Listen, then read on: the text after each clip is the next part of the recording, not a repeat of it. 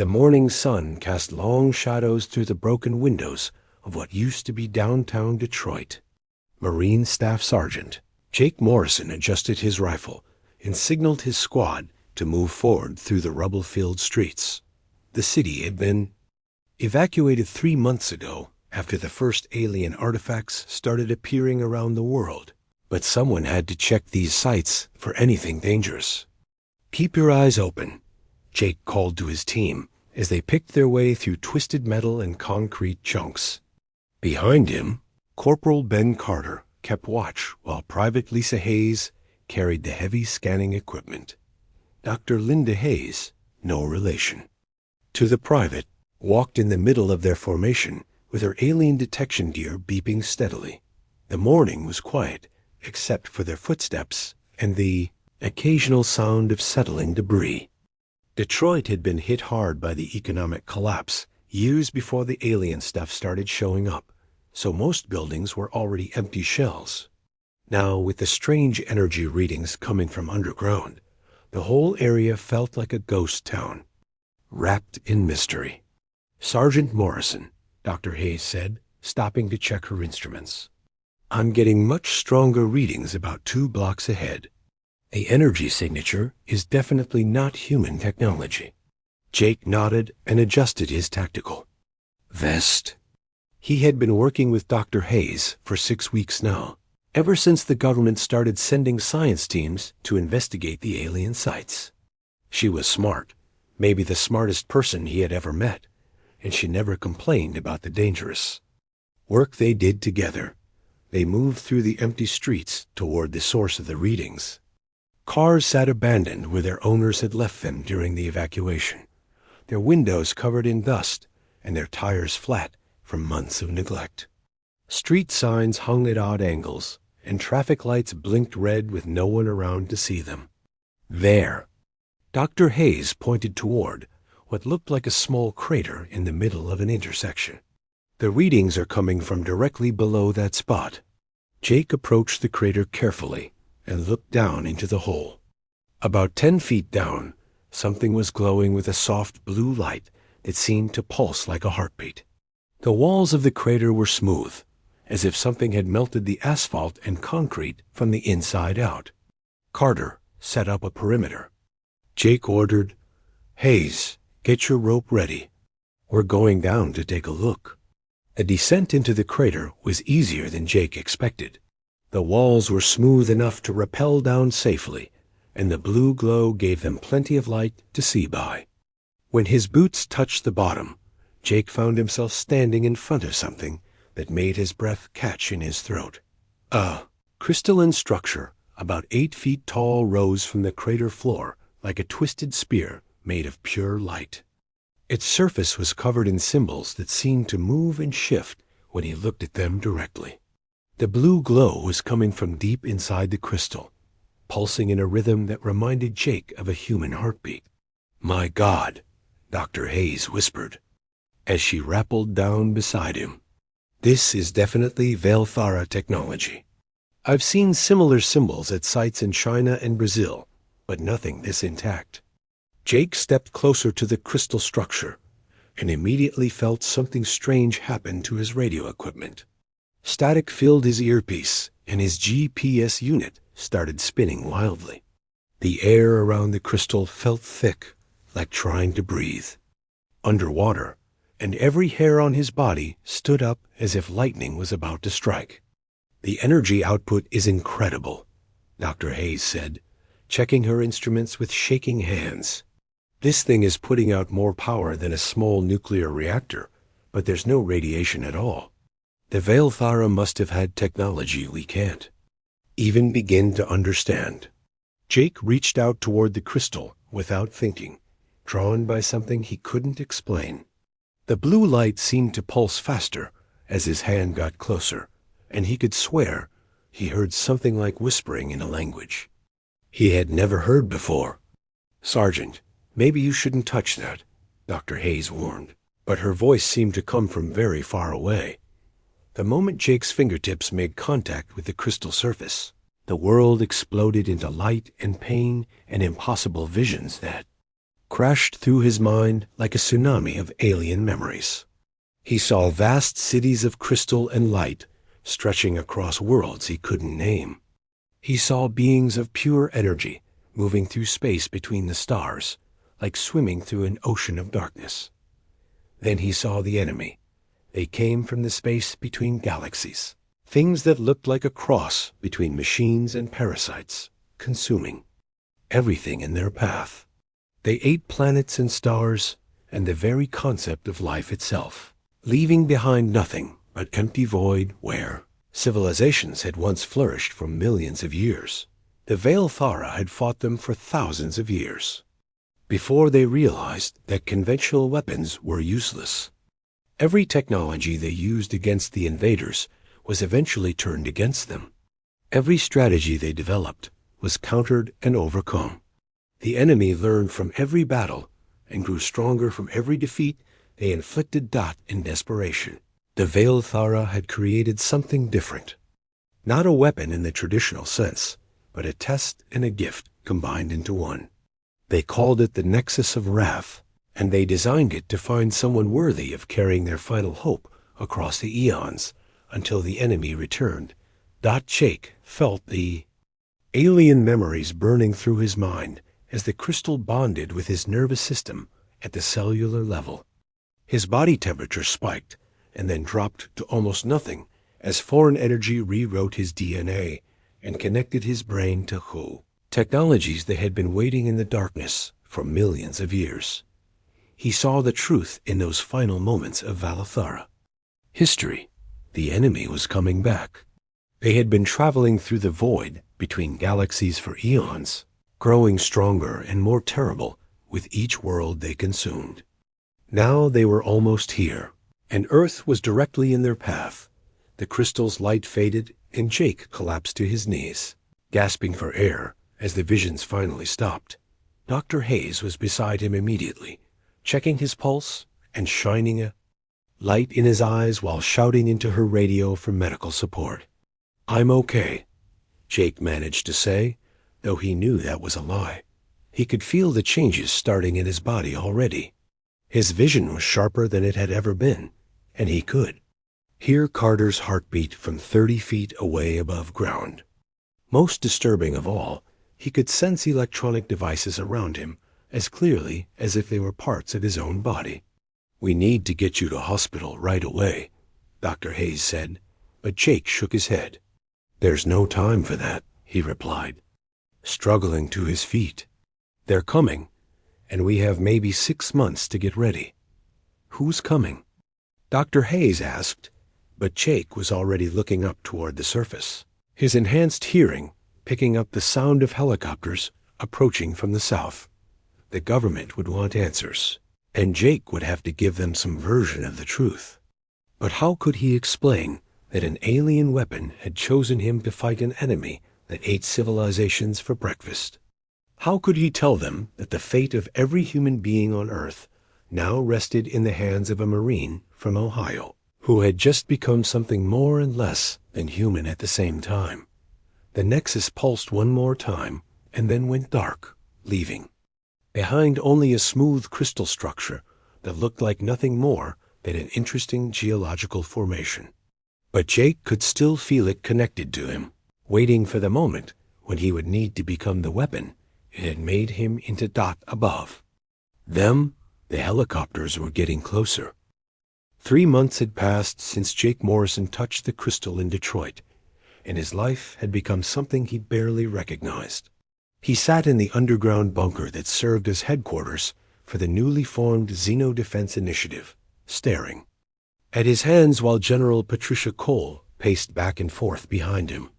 "Show me again," the general said, her voice tight with frustration and wonder. Jake sighed and looked at the television screen mounted on the wall across the room.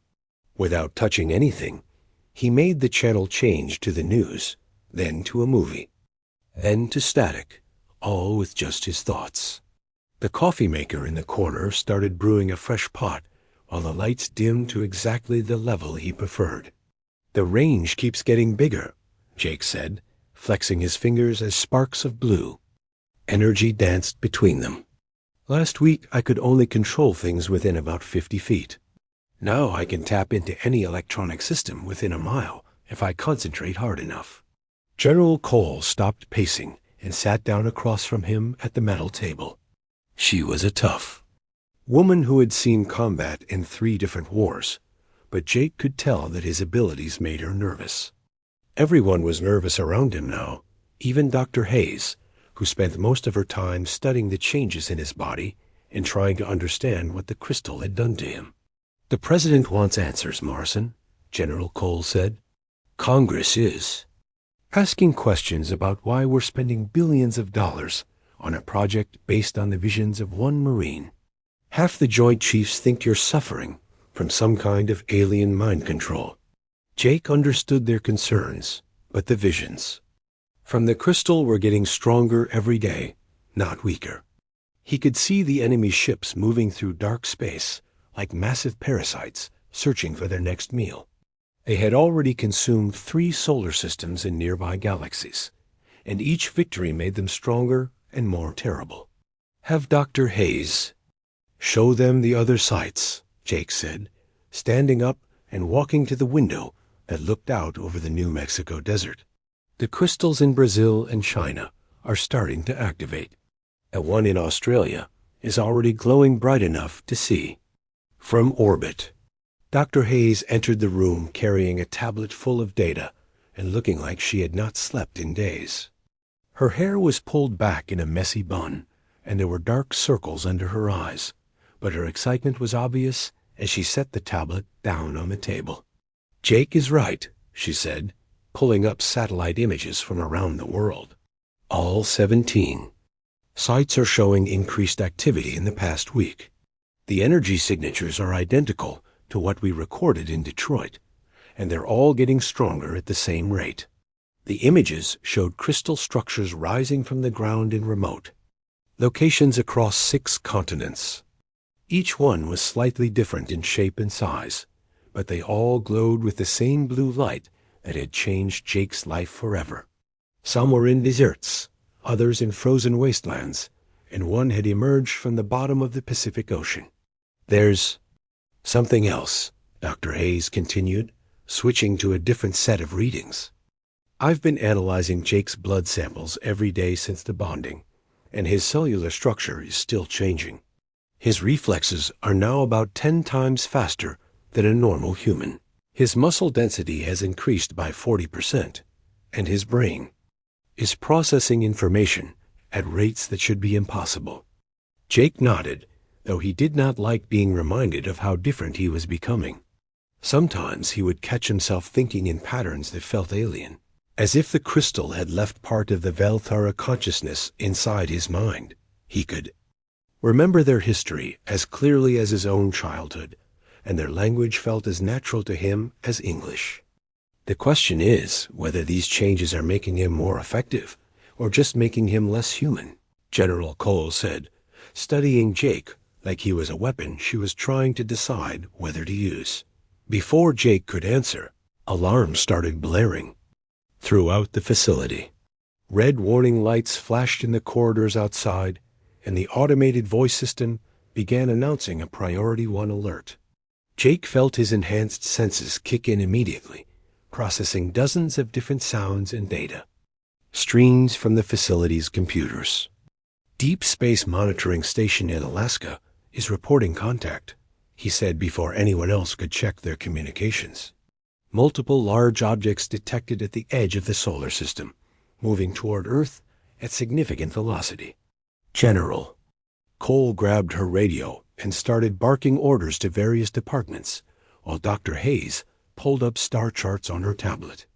Jake closed his eyes and reached out with his consciousness, trying to connect with the monitoring systems directly. What he found made his blood run cold. The objects were massive, each one larger than Earth's moon, and they moved with purpose rather than following natural orbital mechanics. They were still too far away for conventional sensors to get detailed information, but Jake could feel something wrong about them, as if they were holes in space where nothing should exist. "They're not ships," Jake said, opening his eyes and looking at General Cole with growing alarm. They're more like living things, but also machines at the same time. The crystals showed me images of them, but seeing them in real space is different. How long until they reach Earth? General Cole asked. Jake reached out again with his enhanced abilities, calculating distances and velocities with mathematical precision that surprised even him. At current speed, about 6 weeks for the advanced scouts. But they'll slow down as they get closer to study our defenses. Dr. Hayes looked up from her tablet with fear in her eyes. The other sites around the world are responding to this. Energy output from all 17 crystals has doubled in the past 10 minutes, and the rate of increase is accelerating. Jake felt the truth of it in his bones. The nexus inside him was preparing for war, flooding his system with new abilities and information that he was not sure his human mind could handle. He could sense dormant technologies scattered throughout the galaxy beginning to wake up after millions of years of sleep.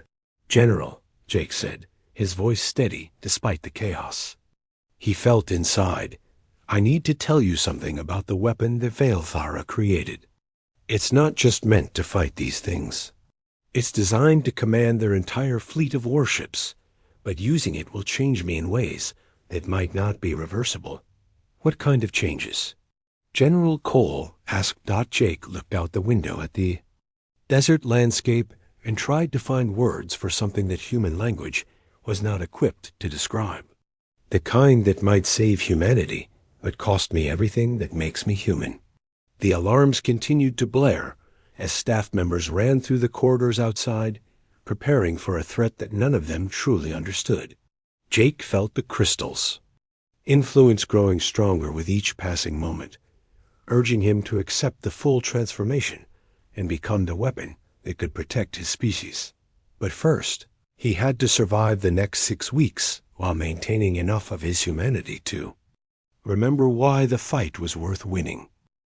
Jake Morrison stood on the observation deck of the orbital station New Horizon, watching 30 massive alien warships materialize out of empty space around Earth. Each vessel stretched for miles and glowed with the same blue energy that had changed his life 6 months ago. Captain Ryan Torres stood beside him, gripping the railing so hard his knuckles had turned white. "Those are ours now?" Captain Torres asked, his voice barely above a whisper. "They respond to me," Jake replied, though the word "me" felt less accurate every day. "But controlling them requires me to become something that isn't entirely human anymore." The transformation had accelerated rapidly once Jake opened himself fully to the Nexus 3 days ago. His body temperature now ran 10 degrees cooler than normal. His eyes glowed faintly blue in dim light, and he could interface directly with any computer system just by thinking about it. Most disturbing of all, he sometimes caught himself thinking in the clicking musical language of the Veilthara instead of English. Dr. Hayes joined them on the observation deck, carrying her ever-present tablet full of readings and data. She had been monitoring Jake's condition around the clock, documenting changes that seemed to happen faster each day. Her expression was a mixture of wonder and worry that Jake found both touching and painful. "The enemy advanced scouts are 2 days out from Mars orbit," she reported, showing them images from the deep space telescopes. "They're not trying to hide their approach anymore. Whatever they are, they want us to see them coming." Jake reached out with his enhanced consciousness and touched the minds of the Veilthara ship captains. They were not truly alive in any sense humans would understand, but rather artificial intelligences created from the final thoughts and memories of the greatest Veilthara warriors. They had been waiting in dark space for millions of years, dreaming of the day they could complete their mission. "They're testing our defenses," Jake said, processing tactical information from dozens of sources simultaneously. "The Devourers want to understand our capabilities before they commit their main force. They've learned to be cautious after consuming so many civilizations."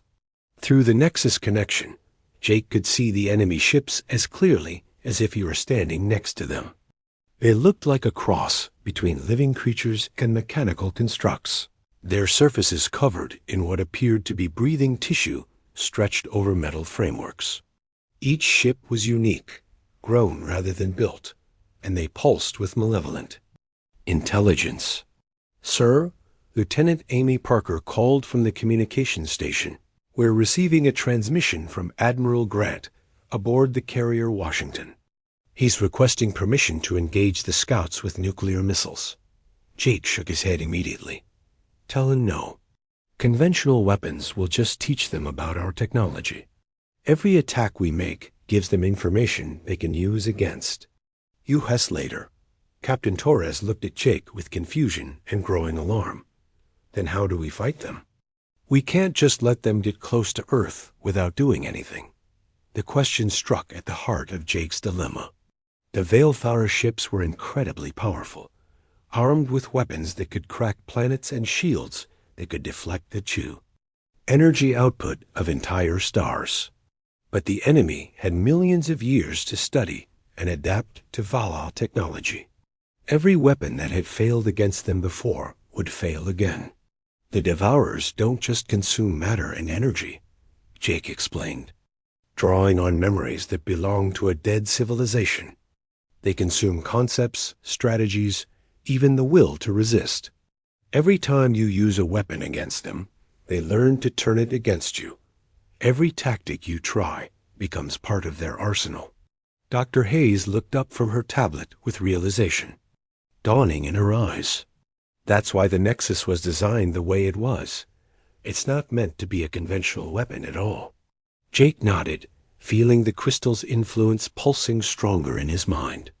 The Veilthara realized that the only way to defeat an enemy that learns from every battle is to do something completely unpredictable, something that can't be copied or corrupted because it comes from a source they can't understand. "What kind of source?" Captain Torres asked. Before Jake could answer, the ship's alert systems activated as the enemy scouts finally came into visual range. Through the viewports, they could see dark shapes moving against the star field, each one the size of a small city and radiating wrongness that made everyone on the bridge feel sick to their stomachs. Jake closed his eyes and expanded his consciousness. Through the Nexus network, connecting with every crystal site on Earth and beyond, he could feel millions of humans going about their daily lives, unaware that their entire species balanced on the edge of extinction. Their thoughts and dreams and hopes created a pattern that the Devourers had never encountered before. "The weapon isn't the ships or the technology," Jake said, his voice taking on harmonics that sounded almost musical. "It's humanity itself. The Veilthara built the Nexus to amplify something the Devourers can't process or corrupt." "What?" Dr. Hayes asked. "Free will combined with the willingness to sacrifice for others," Jake replied. "They've consumed millions of species, but they've never encountered anything like human unpredictability and self-sacrifice. Those concepts are so alien to them that they can't adapt to them. The enemy scouts were close enough now that the ship's sensors could analyze their construction. The readings showed biological and mechanical components fused together in ways that violated several laws of physics. Worst of all, they were already beginning to emit some kind of field that interfered with human technology. "They're trying to corrupt our systems," Lieutenant Parker reported as her console began displaying error messages. "Whatever they're doing, it's spreading through our computer networks." Jake felt the corruption attempting to reach through the Nexus connection, but something about his human consciousness rejected it completely. The enemy influence slid off his mind like water off glass, unable to find purchase on thoughts that operated according to principles they had never encountered. "All ships, this is Morrison." Jake broadcast to the entire fleet using the Nexus instead of radio. "Do not engage the enemy with conventional weapons. I repeat, do not engage. Prepare for something they've never seen before." "What are you going to do?" Captain Torres asked Jake looked at his hands as blue energy began to flow between his fingers. The transformation was accelerating now, driven by proximity to the enemy and the desperate need to protect his species. He could feel his human identity beginning to dissolve as the Nexus prepared to turn him into something that could inspire humanity to heights of heroism Devourers couldn't comprehend. "I'm going to become what the Velthara always intended," Jake said, his voice already beginning to sound less human. "A beacon that shows every person on Earth what they're truly capable of when they have something worth dying for." The enemy scouts opened fire with weapons that turned space itself into a weapon, but Jake was no longer entirely there to receive the attack. His consciousness was expanding across the solar system, touching every human mind and preparing them for the moment when ordinary people would need to do extraordinary things. The real battle was about to begin. Jake Morrison could no longer tell where his consciousness ended and the Nexus began. His body sat motionless in the command chair aboard the New Horizon, but his mind stretched across Earth and beyond, touching millions of human thoughts as the final transformation consumed what remained of his individual identity. Dr. Hayes watched his vital signs spike and crash on her medical monitors, while blue energy coursed through his veins like liquid starlight. His human DNA was breaking down and rebuilding itself, according to patterns that had been waiting inside the crystal for eons. She knew she was watching him die and be reborn as something that might save their species. "Jake, can you hear me?" she asked, placing her hand on his arm despite the electrical discharge that made her fingers tingle. His eyes opened, and for a moment they were completely blue, like looking into deep water lit from below. When he spoke, his voice carried harmonics. That made everyone on the bridge feel both terrified and inspired at the same time. "I can hear everything," Jake said, though the words came from everywhere at once, rather than just his mouth. Every human heartbeat, every thought of fear or hope, every person who ever loved someone enough to die for them. Through the viewports, they could see the main Devourer fleet emerging from dark space like a plague of mechanical locusts. There were thousands of them, each ship unique and terrible, their surfaces writhing with corrupted biology that had once belonged to civilizations they had consumed.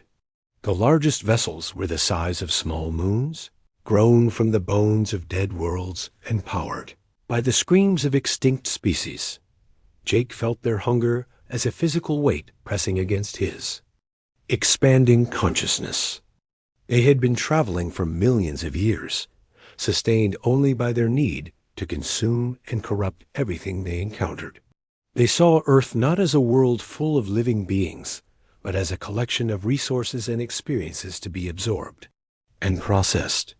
"The psychic field is beginning," Jake announced, his voice now reaching every human on Earth simultaneously without using any technology.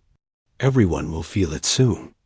On the surface below, Commander Steve Mitchell was preparing to evacuate civilians from New York City when something extraordinary happened to his mind. He had been a decent pilot and a good officer, but nothing special in a world full of brave people doing difficult jobs.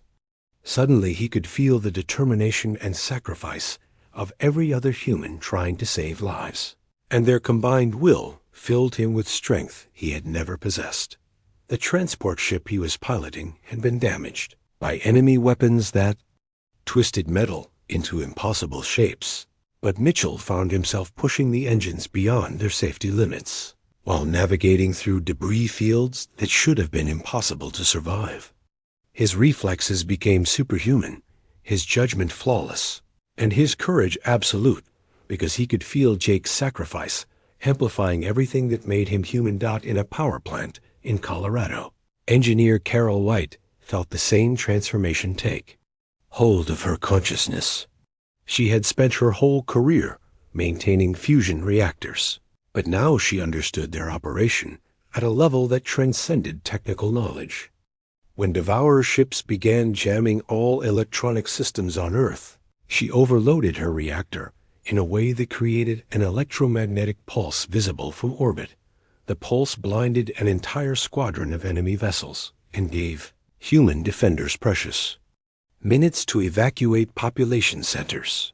Carol died in the explosion, but her sacrifice rippled through the psychic network Jake had created, inspiring thousands of other people to similar acts of heroism. Jake felt each death like a physical blow, but also felt how each sacrifice strengthened the network and made humanity harder for the Devourers to understand. They had consumed species that fought with advanced technology, others that relied on biological adaptation, and some that tried to hide or negotiate. But they had never encountered a species that became more dangerous the more desperate their situation became. "The enemy is confused," Jake reported to the command crew, though his voice was becoming harder to understand as it took on more alien harmonics. "They're trying to analyze human behavior patterns, but every model they create is contradicted by new acts of individual courage." Dr. Hayes checked her readings and saw that Jake's human brain patterns were disappearing entirely, replaced by something that operated according to principles her instruments couldn't measure. His body temperature had dropped to nearly freezing, but he radiated energy that made the air around him shimmer like a mirage. "How long can you maintain this?" she asked, knowing the answer would be painful to hear. "Not long," Jake admitted, his consciousness already beginning to spread too thin to maintain coherent thought. "The transformation is irreversible now. In maybe an hour, there won't be enough of Jake Morrison left to have this conversation." But even as his individual identity dissolved, Jake could feel humanity responding to the crisis in ways that amazed him. A grandmother in Australia used her knowledge of chemistry to create explosives that disabled a devourer landing craft. A teenager in Brazil hacked into enemy communications using nothing but a laptop and intuition that had been enhanced by the psychic network. Most remarkably, people who had never met began working together with perfect coordination. Scientists in different countries shared breakthrough insights simultaneously. Military units operated with precision that made them seem like parts of a single organism. Artists and musicians created works that inspired resistance movements. Across 6 continents, the Devourers had expected to fight ships and weapons and organized armies. Instead, they found themselves battling an entire species that had suddenly learned to think and act as one, while retaining all the unpredictability that made humans unique. Every strategy they tried failed, because humans kept doing things that made no logical sense, but somehow worked anyway. "The main fleet is pulling back," Captain Torres reported with amazement in his voice. "They're not retreating exactly, but they're not advancing either." Jake nodded, though the gesture was becoming difficult as his consciousness spread across light years of space. He could see the Devourer ships trying to process what they were encountering, their artificial minds running calculations that kept producing impossible results. "They need time to adapt," Jake explained, his words echoing with the voices of everyone who had ever died protecting someone they loved. "But I'm going to make sure they don't get it." He reached out through the Nexus, one final time, pouring everything that remained of his human memories into the psychic network. Every person on Earth suddenly knew exactly what they were fighting for, and why their individual choices mattered more than any weapon or technology. Jake Morrison, Marine Staff Sergeant from Ohio, ceased to exist as a separate consciousness. In his place, something vast and loving and utterly human took shape in the spaces between thoughts, ready to guide his species through the long war that was just beginning. The weapon had chosen a human, and humanity had answered the call. 5 years had passed since Jake Morrison ceased to exist as an individual human being, and Dr. Linda Hayes still felt his presence every time she worked late in her laboratory. She had become director of Nexus Studies, leading humanity's efforts to understand and strengthen the psychic network that connected their species in ways that continued to evolve. The Unity, as people had come to call it, allowed humans to share knowledge and coordinate actions while keeping their individual personalities intact. It was voluntary, requiring conscious choice to access, but most people found the connection so natural that they wondered how humanity had ever functioned without it. Dr. Hayes looked up from her research notes as Admiral Ryan Torres entered, her lab carrying reports from the front lines of the war. The conflict with the Devourers had spread across 3-star systems, but humanity was no longer fighting alone. Word of their unique resistance had attracted other species who had survived Devourer attacks, and together they were beginning to push back against an enemy that had terrorized the galaxy for millions of years. The Centauri expedition was a complete success, Admiral Torres reported, setting down images of human ships working alongside alien vessels that looked like living crystal formations. The Zephyrians say they've never seen anything like human tactics. We took a system the Devourers had held for 2,000 years. Dr. Hayes smiled as she reviewed the battle reports. Human forces had used strategies that made no sense according to conventional military doctrine, but their unpredictability, combined with perfect coordination through the Unity, made them nearly impossible to counter. A single human pilot would sacrifice their ship to save alien civilians they had never met, inspiring their alien allies to acts of courage that surprised even themselves. Any word from the deep space exploration teams?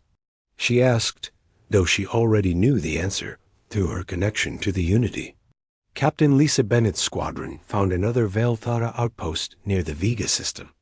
Admiral Torres replied, "The artificial intelligences there have been dormant for 3 million years, but they activated the moment they detected Jake's presence in the Unity network." Dr. Hayes nodded, remembering the young Marine recruit who had touched a fragment of the original Nexus during training 2 years ago. Lisa had experienced a brief moment of contact with whatever Jake had become, and that experience had changed her life forever. She now led expeditions to find and activate ancient Velthara technology, guided by intuition that seemed to come from beyond normal human consciousness. Through the laboratory windows, Dr. Hayes could see Earth's orbital shipyards, where human and alien engineers worked together to build vessels that combined the best of both technologies. The ships looked like nothing that had ever existed before, grown as much as built, their hulls incorporating living metal that could repair itself and adapt to enemy weapons. "There's something else," Admiral Torres said, his expression growing. "Serious. Long-range sensors are detecting movement in the Andromeda Galaxy. The Devourers are massing there, in numbers we've never seen before." Dr. Hayes felt a chill run down her spine, but also felt the immediate response from the Unity network. Across Earth and the human colonies, millions of people suddenly knew about the threat and began preparing for the largest battle in galactic history. Not through panic or fear, but with the calm determination that had become humanity's greatest strength. "How long do we have?" she asked. "Maybe 6 months before their advance forces reach our territory," Admiral Torres replied. "But Jake seems to think we're ready for them." Dr. Hayes paused at the mention of Jake's name. Speaking of him as if he still existed as an individual was technically incorrect, but somehow it felt right. The consciousness that had once been Jake Morrison still guided and protected humanity, appearing whenever they faced their darkest moments. She had seen him herself during the Battle of Wolf 359, when human forces were surrounded and outgunned by a Devourer fleet twice their size. For just a moment, every human in the battle had felt his presence, reminding them of what they were fighting for and why their sacrifice mattered. The tide of the battle had turned in minutes as ordinary. People did impossible things because they knew they were not alone. "He's not the same person he used to be," Dr. Hayes said, checking readings from the crystalline artifacts that still glowed in laboratories around the world. "But somehow he's become more human than he ever was when he had a physical body. Young, Engineer Mark Davis entered the lab carrying a tablet full of data from the latest Unity network analysis. He had been born after the transformation began, part of the first generation to grow up with the psychic connection as a natural part of their lives. To him, the ability to share thoughts and feelings with other humans was as normal as breathing. Dr. Hayes, we're getting some interesting readings from the deep core crystals, Mark reported, showing her energy patterns that had been steadily increasing for the past week. It looks like the network is preparing for something big. Dr. Hayes studied the data and felt her heart skip a beat. The patterns matched theoretical predictions for what would happen if the Unity tried to expand beyond the local star group. The psychic network that connected humanity was preparing to reach across intergalactic space. He's calling them, she whispered, understanding flooding through her mind as the Unity shared Jake's intentions with everyone connected to the network. Calling who? Admiral Torres asked. Every species the Devourers ever tried to destroy, Dr. Hayes replied, watching as the crystal readings spiked beyond anything they had ever recorded. Every civilization that fought them and lost, every world that was consumed, every individual who died resisting them. Through the Unity, she could feel Jake's consciousness reaching across time and space, touching the psychic echoes of extinct civilizations and offering them something the Devourers had never been able to destroy. Hope, the laboratory filled with blue light as the crystals responded to something far beyond human understanding. Outside, people all over Earth stopped what they were doing and looked up at the sky as they felt the presence of countless alien minds awakening from death itself. The Veilthara weren't just building a weapon, Dr. Hayes realized as tears of wonder streamed down her face. They were building a resurrection machine, a way to bring back everyone the Devourers ever killed. In the depths of space, dead worlds began to glow with new life as the Unity network connected with psychic imprints that had waited eons for this moment. The Devourers had thought they were consuming and destroying their enemies, but they had actually been preserving them in a form that could be reawakened by something they could never understand or corrupt. Jake Morrison had become more than human. He had become the voice of every species that refused to surrender to darkness. And now that voice was calling them home. The final battle was coming, but humanity would not face it alone. They would fight alongside every soul the Devourers had ever tried to silence, in a war that would decide the fate of not just the living, but the very concept of hope itself. The weapon had chosen a human, and through that choice, humanity had chosen to save the universe.